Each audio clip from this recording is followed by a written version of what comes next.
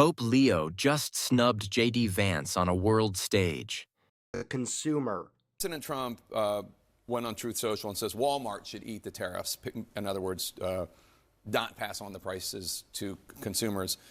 Doesn't that inherently serve as an acknowledgement that tariffs are essentially a tax on consumers? Because initially President Trump said, well, other countries, that's not true. Countries pay for the tariffs. But here we have a perfect example. So Walmart will be absorbing some of the tariffs. Some may get passed on to consumers. But the other thing that's happening is that inflation is down. Although this is a bit lighthearted, it's not all fun and games for the Trump administration. Recently, the U.S. ambassador to Ukraine quit her post after Donald Trump's egregious behavior. I resigned from Ukraine and also from the Foreign Service because the policy since the beginning of the administration was to put pressure on the victim Ukraine rather than on the aggressor Russia.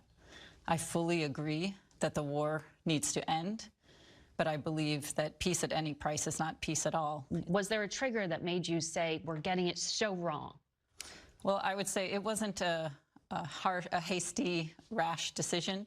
It was one that I took over the first 3 months of the administration. But the first sign was the Oval Office meeting. In February. In February. President Trump and President Zelensky. Yes, where I saw that our approach is to put pressure on Ukraine and not pressure on Russia. So Trump's administration is filled to the brim with not smart people. And when you surround yourself with embarrassments, obviously you're going to get embarrassed.